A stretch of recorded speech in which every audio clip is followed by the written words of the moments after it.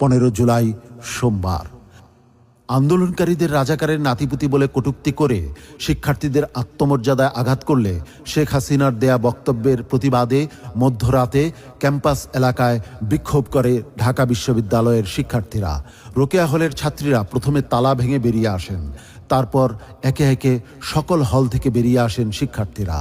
তুমি কে, আমি কে, রাজাকার রাজাকার, কে বলেছে স্বৈরাচার স্বৈরাচার।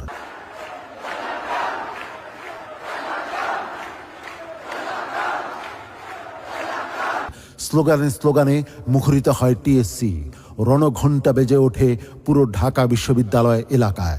এ সময় ঢাকা বিশ্ববিদ্যালয় এলাকায় 4G নেটওয়ার্ক বন্ধ করে দিতে অপারেটরদের নির্দেশনা দেয় আওয়ামী স্বৈরাচারী সরকার।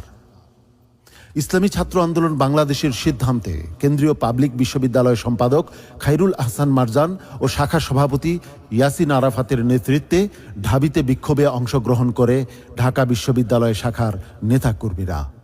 চট্টগ্রাম বিশ্ববিদ্যালয় শাখার সভাপতি আব্দুর রহমানের নেতৃত্বে মধ্যরাতে বিক্ষোভ মিছিলে অংশগ্রহণ করে সাধারণ শিক্ষার্থীরা। রাতে চট্টগ্রাম বিশ্ববিদ্যালয়ে আন্দোলনকারীদের উপর হামলা চালায় ছাত্রলীগের সন্ত্রাসীরা। বরিশাল বিশ্ববিদ্যালয়ে মধ্যরাতে আন্দোলনের কেন্দ্রীয় শুরা সদস্য আনোয়ার হোসেন মঞ্জু ও শাখা সভাপতি হাসান মাহমুদের নেতৃত্বে অংশগ্রহণ করে সাধারণ শিক্ষার্থীরা। সিলেটে শাহজালাল বিজ্ঞান ও প্রযুক্তি বিশ্ববিদ্যালয়ের সাধারণ সম্পাদক আজাদ শিকদারের নেতৃত্বে বিক্ষোভে অংশগ্রহণ করে ইসলামী ছাত্র আন্দোলন বাংলাদেশের সদস্য ও কর্মীরা। বেলা 2টায় ধানমন্ডিতে আওয়ামী লীগ সভাপতির রাজনৈতিক কার্যালয়ে এক সংবাদ সম্মেলনে কোটা সংস্কারের দাবিতে আন্দোলনকারীদের জবাব ছাত্রলীগই দেবে বলে মন্তব্য করেন আওয়ামী লীগের সাধারণ সম্পাদক ওবায়দুল কাদের। কোটা বিরোধী সংস্কার আন্দোলনের কতিপয় নেতা যেসব বক্তব্য রেখেছে তার জবাব দেওয়ার জন্য ছাত্রলীগ সহ যারা তাদের এই আত্মস্বীকৃত রাজাকার, যারা নিজেদের অদ্যত্বপূর্ণ মানসিকতা প্রকাশ ঘটিয়েছে গত রাতে, তার জবাব তারাই দেবে। বিকেলে কোটা সংস্কার আন্দোলন নিয়ে ছাত্রলীগ সভাপতি সাদ্দাম উস্কানিমূলক ও আক্রমণাত্মক বক্তব্য দেয়। এরপরই কোটা আন্দোলনকে কেন্দ্র করে ঢাকা বিশ্ববিদ্যালয়ের বিজয় 71 হল, সূর্য সেন হল ও ক্যাম্পাসের বেশ কয়েকটি জায়গায় আন্দোলনরত শিক্ষার্থীদের উপর রড, লাঠি, হকিস্টিক সহ দেশীয় অস্ত্রশস্ত্র নিয়ে অতর্কিত হামলা চালায় ছাত্রলীগ। এতে 2 শতাধিক ছাত্রের আহত হওয়ার ঘটনা ঘটে। বেশ কয়েকজন শিক্ষার্থীকে আহত অবস্থায় মেডিকেলে নিয়ে যাওয়া হয়। ছাত্রলীগ ঢাকা মেডিকেল কলেজ হাসপাতালে চিকিৎসাধীন আহতদের ওপর আবারও নগ্ন হামলা চালায়। আক্রমণে শিক্ষার্থী সহ আহত হয় 3 শতাধিক মানুষ। হামলার পর ছাত্রলীগ ঢাবি সভাপতি মাজহারুল কবির শয়ন বলে, আজকের দাঁত ভাঙা জবাবের পর বলতে চাই, আজ 5 মিনিটে বের করে দিয়েছি, এরপর বাসা থেকে ধরে নিয়ে আসবো। আমরা খুব দাঁত ভাঙ্গা জবাব দিয়ে বলতে চাই যে এই ঘটনা যদি পুনরাবৃত্তি ঘটে, আজকে 5 মিনিটে আমরা বের করে দিচ্ছি, আর প্রতিদিন কিন্তু ঘর থেকে আমরা ধরে নিয়ে আসবো। আমরা সাবধান।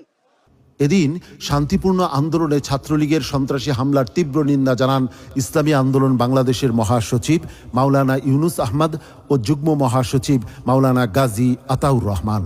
এক যৌথ বিবৃতিতে তারা বলেন, শত শত শিক্ষার্থীর রক্ত ঝরিয়ে ছাত্রলীগ অত্যন্ত জঘন্য ইতিহাস রচনা করেছে। হামলার নিন্দা জানানোর ভাষা আমরা হারিয়ে ফেলেছি। কোটা আন্দোলনকারীদের প্রতিপক্ষ বানিয়ে সরকার নিজেদের সর্বনাশা পতন ডেকে আনছে। এদিন ঢাকা বিশ্ববিদ্যালয়ে নিরীহ নিরস্ত্র ছাত্রছাত্রীদের উপর ছাত্রলীগের সন্ত্রাসী হামলার প্রতিবাদে রাত 9টায় তাৎক্ষণিক পল্টনে বিক্ষোভ মিছিল করে ইসলামী ছাত্র আন্দোলন বাংলাদেশ।